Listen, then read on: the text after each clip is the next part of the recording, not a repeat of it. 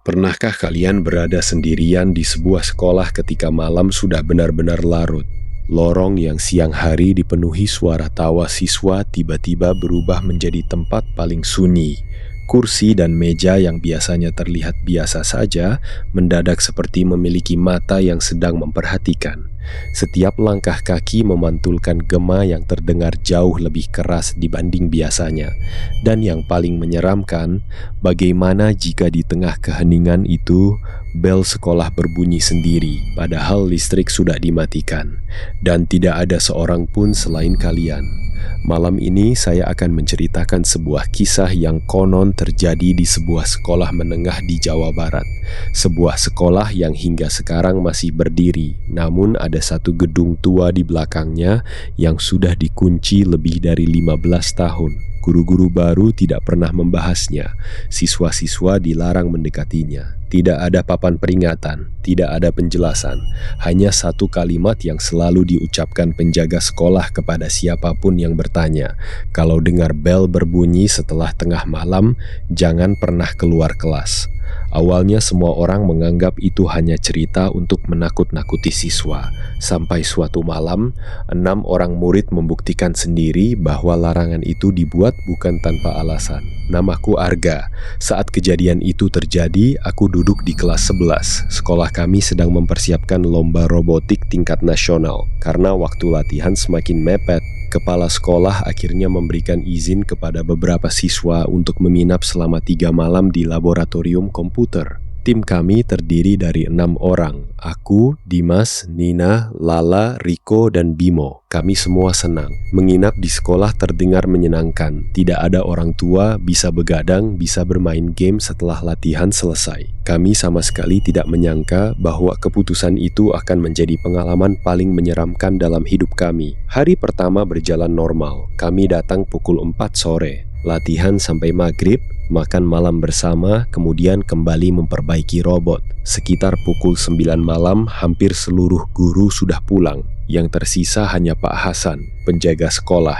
Usianya sekitar 60 tahun. Tubuhnya kurus, rambutnya hampir seluruhnya memutih. Ia berkeliling memastikan seluruh pintu terkunci. Sebelum pergi ke pos satpam, ia sempat berhenti di depan laboratorium. Tatapannya aneh, seperti ingin mengatakan sesuatu. "Kalian benar-benar mau tidur di sini?" Kami tertawa. "Iya, Pak." Pak Hasan mengangguk pelan. "Lampu koridor jangan dimatikan." Kami saling berpandangan. "Kenapa memangnya?" Pak Hasan tidak langsung menjawab. Ia malah melihat ke arah gedung tua di belakang sekolah. Gedung itu tampak gelap. Sebagian jendelanya pecah, cat dinding mengelupas. Pohon berimin tumbuh di samping bangunan. "Pokoknya kalau nanti malam dengar bel, jangan ada yang keluar." Suasana langsung hening. Dimas tertawa paling keras. Pak Hasan suka bercanda, namun Pak Hasan sama sekali tidak tersenyum. Ia hanya berjalan pergi, meninggalkan kami yang mulai merasa sedikit tidak nyaman. Khusus Laritas, Bab 2, gedung belakang, sekitar pukul 10 malam.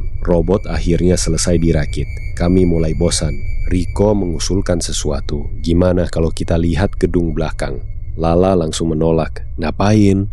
"Penasaran." Nina juga ikut menolak. Udah dilarang, tetapi rasa penasaran seringkali lebih kuat daripada rasa takut. Akhirnya hanya aku, Dimas, dan Riko yang pergi. Kami membawa senter. Lorong menuju gedung belakang terasa berbeda. Udara menjadi jauh lebih dingin. Padahal malam itu tidak sedang hujan. Begitu sampai, kami melihat rantai besar mengunci pintu utama. Karatan, seolah sudah bertahun-tahun tidak pernah dibuka. Aneh, Dimas menyorot jendela. Di dalam hanya terlihat bangku-bangku tua. Debu memenuhi ruangan. Laba-laba menggantung di langit-langit. Namun saat kami hendak kembali, aku mendengar suara tok, tok, tok. Seperti suara meja yang diketuk dari dalam kelas. Aku berhenti berjalan. Kalian dengar? Mereka ikut diam. Suara itu terdengar lagi. Tok, tok, tok. Pelan, teratur, seolah ada seseorang sedang meminta dibukakan pintu. Riko mencoba bercanda, pasti tikus. Namun tepat setelah ia selesai bicara, seluruh suara berhenti, sunyi, benar-benar sunyi. Kami memutuskan kembali. Tanpa sadar, tidak ada satupun dari kami yang berani menoleh ke belakang.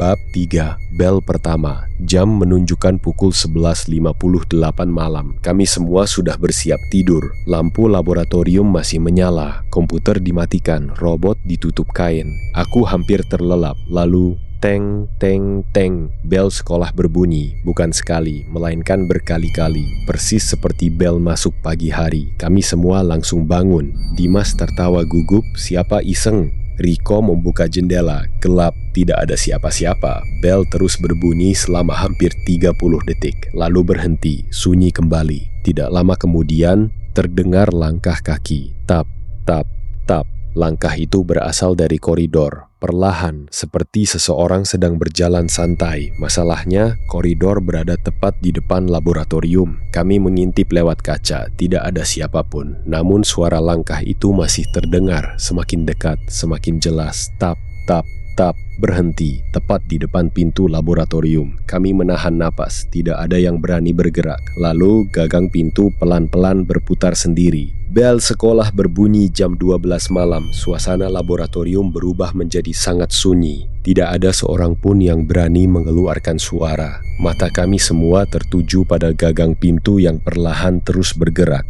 Ker, ker. Seolah ada seseorang yang sedang mencoba membukanya dari luar. Lala mulai menangis pelan. "Jangan dibuka," bisiknya dengan suara bergetar. Aku mengangguk. Jantungku berdetak begitu keras sampai rasanya bisa terdengar oleh semua orang. Dimas yang sejak tadi paling berani akhirnya kehilangan senyum. Ia menggenggam sebuah penggaris besi panjang yang ada di atas meja. Kalau ada orang iseng, aku buka. Namun belum sempat ia melangkah, suara putaran gagang itu berhenti. Hening, benar-benar hening. Kami saling memandang. Riko memberanikan diri mengintip melalui kaca kecil di pintu laboratorium. Kosong. Koridor sepanjang hampir 50 meter itu tidak memperlihatkan siapapun. Lampu neon yang redup berkedip perlahan. Tidak ada gerakan, tidak ada bayangan, tidak ada manusia. "Udah," kata Riko lega. "Mungkin angin." Belum selesai ia berbicara, terdengar suara lain. Tok, tok, tok. Bukan dari pintu, melainkan dari jendela laboratorium. Padahal jendela itu menghadap halaman belakang sekolah, halaman yang berbatasan langsung dengan gedung tua. Kami semua menoleh bersamaan. Tirai jendela tertutup, namun suara ketukan itu terdengar jelas. Tok, tok, tok, seolah seseorang sedang mengetuk kaca dengan ujung kukunya. Aku berjalan perlahan, tanganku gemetar ketika membuka sedikit tirai. Halaman belakang terlihat gelap. Kabut tipis mulai turun. Cahaya lampu taman hanya mampu menerangi beberapa meter saja. Tidak ada siapa-siapa. Aku menghela napas lega. Namun saat hendak menutup tirai, brak! Seseorang menghantam kaca dari luar. Aku spontan mundur sambil berteriak. Semua langsung menghampiriku. Di balik kaca, tidak ada siapapun, hanya bekas telapak tangan basah yang perlahan meluncur turun. Padahal hujan sama sekali belum turun malam itu. Lala histeris, "Aku mau pulang." Bimo mencoba menenangkan. Mungkin ada anak iseng, namun laboratorium berada di lantai 2. Tidak mungkin ada orang bisa memukul kaca dari luar, apalagi tepat di depan jendela. Penjaga sekolah menghilang. Kami memutuskan mencari Pak Hasan. Kalau memang ada orang yang mengganggu, beliau pasti tahu. Kami berenam berjalan bersama menuju pos satpam. Koridor terasa lebih panjang daripada biasanya. Lampu yang tadi masih menyala kini berkedip-kedip. Saat tiba di halaman, pos satpam kosong. Kursinya masih hangat. Secangkir kopi hitam masih mengepulkan asap tipis. Radio tua di atas meja mengeluarkan suara kresek. Namun Pak Hasan tidak ada. "Pak!" teriak Dimas. Tidak ada jawaban. Kami mencari ke mushola, ke kantin, ke parkiran. Kosong, seolah beliau menghilang begitu saja. Saat kembali menuju laboratorium, aku melihat sesuatu. Gedung tua di belakang sekolah. Kini salah satu lampunya menyala, padahal tadi benar-benar gelap. Bel berbunyi lagi, tepat pukul 00.30. Bel sekolah kembali berbunyi, kali ini lebih keras, lebih lama, dan lebih dekat. Teng, teng, teng. Yang membuat darahku membeku. Suara bel itu ternyata bukan berasal dari ruang TU, melainkan dari gedung tua, gedung yang selama 15 tahun dikunci. Kami semua mendengarnya, tidak mungkin salah. Riko langsung berlari menuju laboratorium. Aku nggak mau lihat apa-apa lagi. Namun saat kami hendak masuk, robot yang kami rakit sore tadi menyala sendiri. Lampu indikatornya berkedip, padahal baterainya sudah dilepas. Monitor komputer ikut hidup. Layar yang tadi hitam kini menampilkan tulisan putih. Jangan datang. Tulisan itu menghilang, lalu berubah lagi. Dia sudah bangun. Lala menjerit. Nina memeluknya sambil menangis. Aku sendiri tidak mampu bergerak karena tepat di belakang pantulan monitor, aku melihat seseorang berdiri mengenakan seragam sekolah putih abu-abu. Rambutnya sangat panjang menutupi wajah. Aku langsung menoleh. Kosong, tidak ada siapa-siapa. Ketika kembali melihat monitor, pantulan itu juga sudah hilang. Sekitar pukul 1 dini hari, Pak Hasan akhirnya muncul. Wajahnya pucat, bajunya basah oleh keringat. Melihat keadaan kami yang panik, ia langsung tahu sesuatu telah terjadi. Kalian dengar bel? Kami mengangguk bersamaan. Pak Hasan terduduk pelan. Ia menatap gedung tua cukup lama sebelum akhirnya berkata, "Dulu, 15 tahun yang lalu, ada siswi bernama Sinta. Sinta anak yang sangat pintar. Suatu malam dia tinggal di sekolah untuk latihan olimpiade. Tapi keesokan paginya, Pak Hasan berhenti bicara. Tangannya gemetar. Kami menemukan dia sudah meninggal di ruang kelas nomor 13. Dokter bilang serangan jantung. Tapi Pak Hasan menelan ludah, tidak ada ruang kelas nomor 13 di sekolah ini. Kami saling berpandangan. Dimas mengernyit. Maksudnya? Pak Hasan menunjuk gedung tua. Dulu gedung itu punya 13 kelas. Setelah kejadian Sinta, seluruh bangunan ditutup. Nomor kelas diubah, semua catatan dihapus. Seolah ruang kelas 13 tidak pernah ada. Tapi setiap tanggal tertentu, belai sekolah akan berbunyi sendiri. Dan korban berikutnya akan dipanggil. Belai kembali berbunyi. Namun kali ini, bukan suara belai yang membuat kami ketakutan, melainkan suara perempuan. Pelan, sangat pelan, seolah berbisik tepat di telinga. Arga. Aku membeku. Arga. Suara itu terdengar lagi. Aku menoleh ke kanan. Tidak ada siapapun. Pak Hasan langsung memegang bahuku. Jangan dijawab. Tapi suara itu kini berubah menjadi tangisan. Tangisan seorang gadis. Kemudian terdengar lagi. Arga. Kenapa kamu ninggalin aku? Tubuhku merinding. Aku sama sekali tidak mengenal suara itu. Namun entah mengapa, aku merasa pernah mendengarnya. Pak Hasan menatapku dengan wajah yang jauh lebih pucat. Celaka. Kalau namamu sudah dipanggil, berarti dia sudah memilih. Belum sempat kami bertanya maksudnya, lampu seluruh sekolah padam. Gelap gulita. Hanya cahaya bulan yang masuk dari jendela. Dan dari arah gedung tua, pelan-pelan, pintu utama yang selama 15 tahun dirantai terbuka sendiri. Krek. Dari dalam bangunan itu muncul suara langkah kaki. Bukan satu, bukan dua, melainkan puluhan. Seolah seluruh siswa sedang keluar kelas bersamaan. Padahal gedung itu sudah kosong lebih dari 15 tahun. Angin malam tiba-tiba berembus sangat kencang. Pohon-pohon mahoni di belakang sekolah bergoyang tanpa henti. Lampu halaman yang sebelumnya padam mulai menyala satu persatu. Namun cahayanya tidak lagi berwarna putih, melainkan kekuningan, redup, seperti lampu sekolah zaman puluhan tahun lalu. Kami berenam berdiri mematung. Tidak ada seorang pun yang berani mendekati gedung tua. Tetapi suara langkah kaki dari dalam bangunan itu semakin jelas. Tap, tap, tap. Jumlahnya puluhan, persis seperti ratusan siswa yang baru saja selesai upacara dan berjalan menuju kelas masing-masing, yang membuat bulu kuduk kami berdiri. Suara itu terdengar sangat ramai, namun halaman sekolah tetap kosong, tidak ada satu sosok pun yang terlihat. Pak Hasan menutup matanya. Dengan suara lirih ia berkata, "Mereka sudah keluar." Aku menoleh. "Mereka siapa, Pak?" Pak Hasan tidak langsung menjawab. Tatapannya kosong, air matanya perlahan jatuh. Murid-murid yang tidak pernah pulang. Tiba-tiba bel berbunyi lagi, namun kali ini suaranya berbeda, lebih tua, lebih nyaring. Persis bel besi yang dipukul menggunakan palu. Teng, teng, teng. Saat suara itu berhenti, kami terkejut melihat lingkungan sekitar berubah.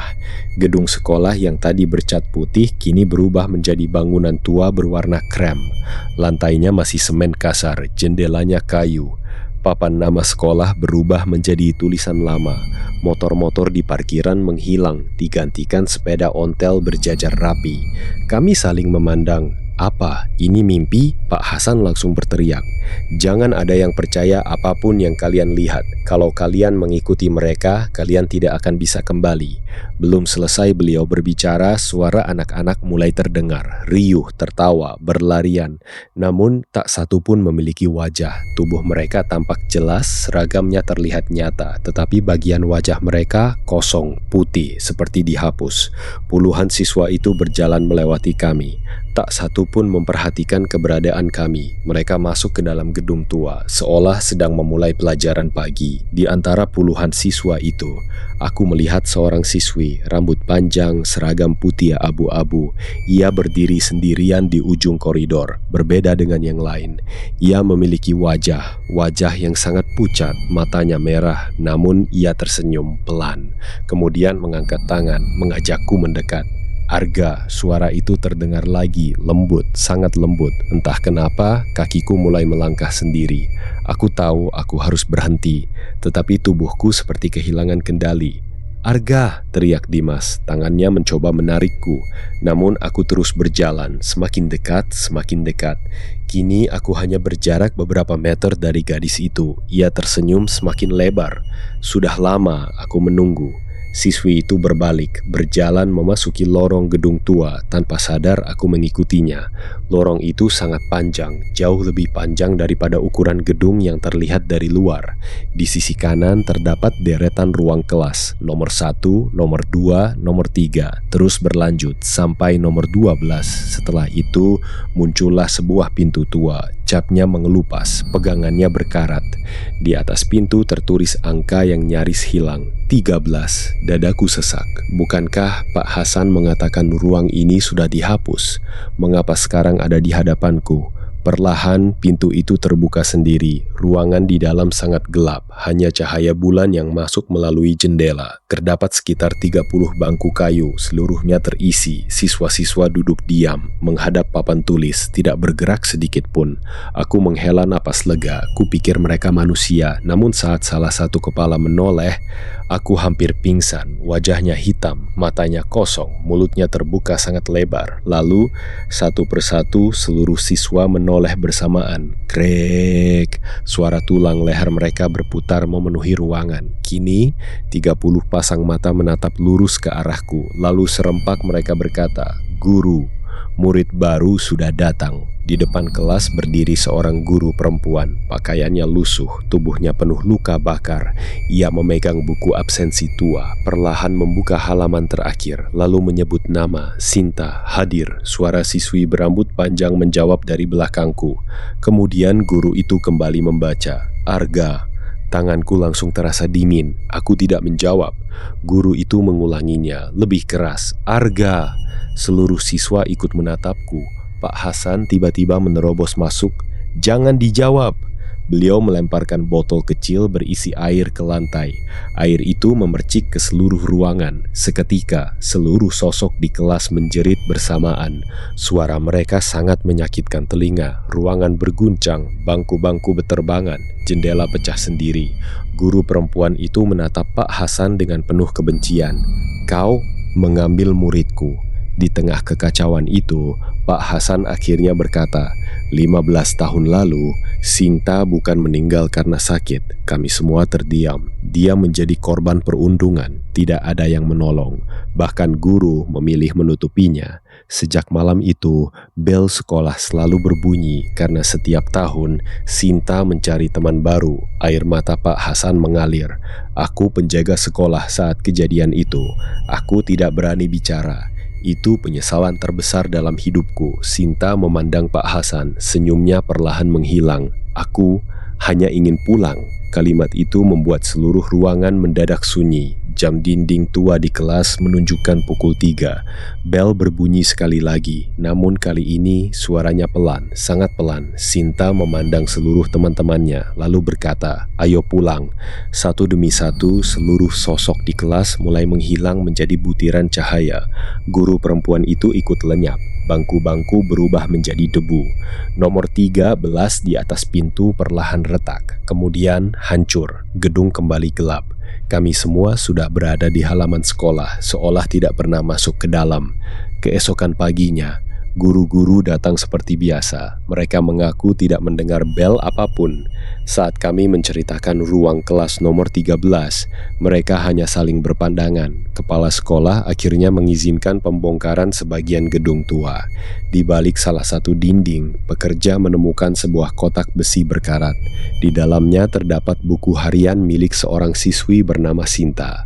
Halaman terakhir bertuliskan, "Kalau suatu hari ada yang menemukan buku ini, tolong bilang kepada ibu, aku ingin pulang." Setelah buku itu diserahkan kepada keluarganya dan doa bersama diadakan di sekolah, bel tengah malam tidak pernah berbunyi lagi. Namun hingga sekarang ada satu aturan yang masih dipertahankan oleh seluruh guru. Tidak ada kegiatan menginap di sekolah setelah pukul 10 malam. Bukan karena takut, melainkan karena mereka percaya beberapa tempat menyimpan kenangan yang terlalu menyakitkan untuk dibangunkan kembali.